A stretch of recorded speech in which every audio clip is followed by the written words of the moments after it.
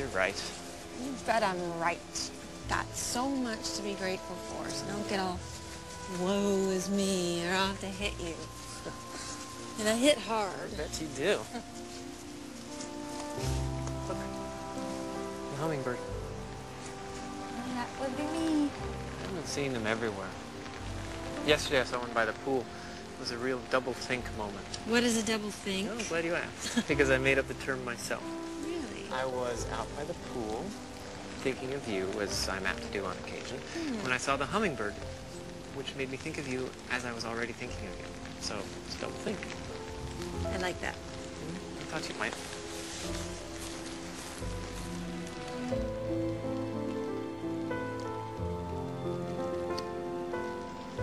Have you lied to me yet? No. Are you sure? Well, I've thought about it because you keep asking me, so yeah, I'm sure. If you lie to me, I will put a hex on you. Okay. I mean it. I have a cousin who knows all about that stuff. Something really terrible will happen if you lie to me.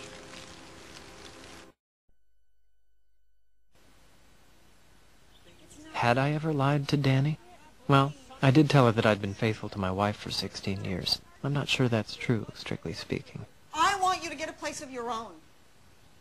What are you talking about? I need some space. I can't handle this anymore. Handle what? I can't live with you right now. Okay, where is this coming from? You owe me this. For what? For never listening to what I need. That's such bullshit. You told me you wanted to live in the Palisades, so we bought this house in the Palisades. No, you never listened to me about Walter. I told you I wanted to spend more time with him. You saw how painful it was for me to hand him off to a nanny. I told you I wanted to spend more time with him. You saw how painful it was for me to hand him off to a nanny. It was painful He for me, needed too. his mother. He couldn't stand the separation, but you were just like, hurry up, you gotta work, Because we needed the money for the down payment on the house that you wanted so You bad. took those years with Walter away from me. The most Did important no years such with thing. my only child, and I can never get them back. Never. You didn't even want to have a second child because of work.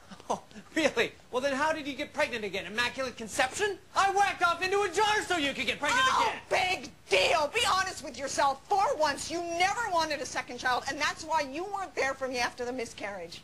I was there for you. You went off into your own little world, and you know it. What a bunch of shit. I needed you, and you were gone. I was Why there for can't you you. be there when I need I you? have been a good husband, a good Bullshit. father. Now you're giving me this report card and I get all F's? Well, I refuse to accept that. I refuse to accept it.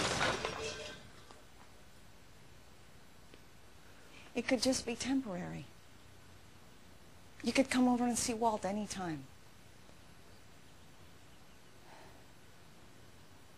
We could still write together. Why don't I go home to some shitty little apartment? I need some space.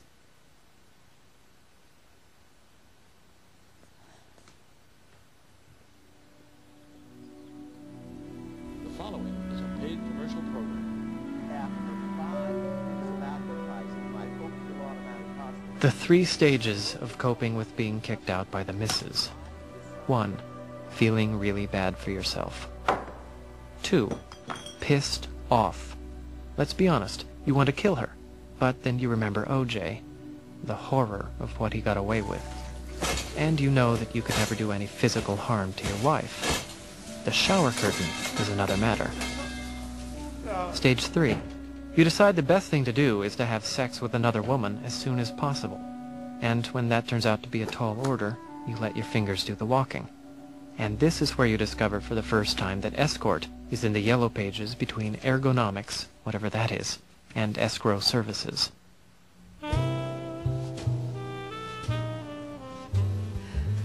I've never been touched like that before.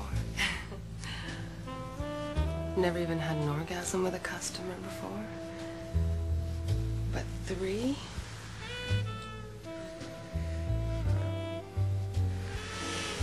You moved me.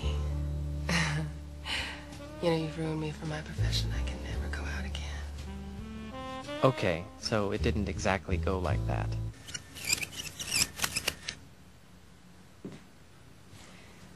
Don't worry about it. Really, I get paid either way. That's not your fault. I couldn't. You're married, huh? You took the ring off for an hour. My wife kicked me out.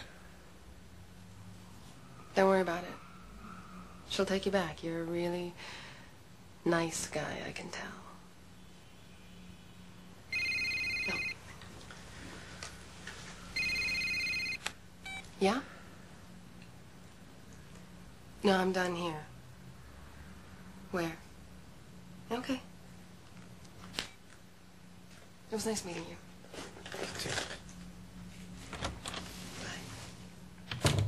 Well, she didn't exactly have a heart of gold, but she was right. 6 weeks later, Lorna did take me back. It wasn't for a long time that I realized her outburst in our separation was mainly a symptom of an illness that neither of us even knew she had. And it wasn't until even later that I realized that she was right. I wasn't there for her when I needed to be.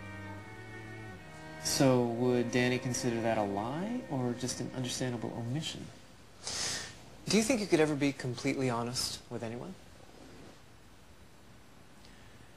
Why is it that shrinks always answer a question with a question? Do they? Why can't you be with Lorna when she needs you? What is it about you, not her, that stops you? Something from your childhood, perhaps? Oh, nice try. Not going there. There was nothing wrong with my childhood. With your relationships? If you've got kittens in the oven, don't call them muffins.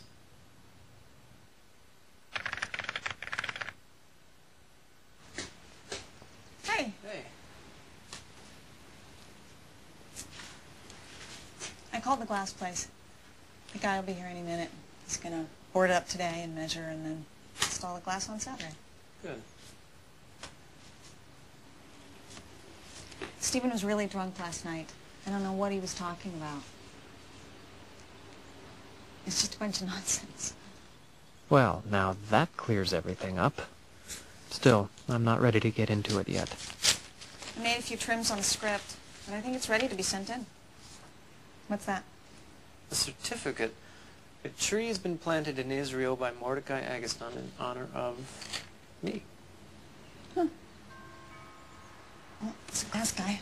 I'll be right back.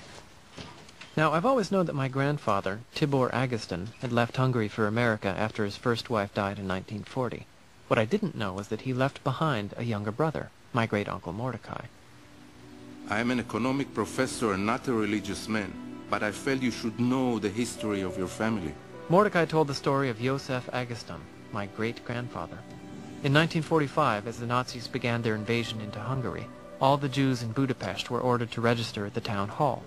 Josef, who was a decorated World War I hero and a respected banker, went to the town hall to protest this indignity. As I read the rest, I pictured myself in Josef's shoes. I imagined telling them how I was a captain during the war, a hero to my country, and they had no right to treat me otherwise. Milyen neve? Ágoson József százados vagyok, és az elmúlt nagy háborúban tisztességet kaptam tetőért. Én ezt nem tudtam. The man apologized and said I would not have to register. Majd beszámolok. He called me captain. Istenem, vigyázz magadra.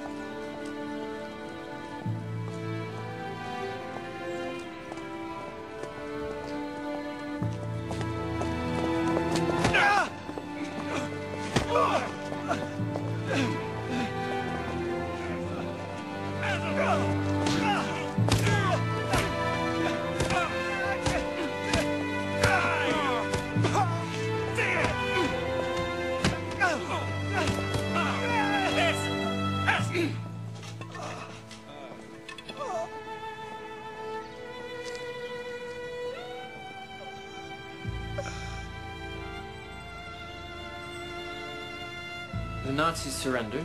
5 days later, the war was over. It's horrible. But here's what I don't get. I thought your mother's side of the family was Catholic.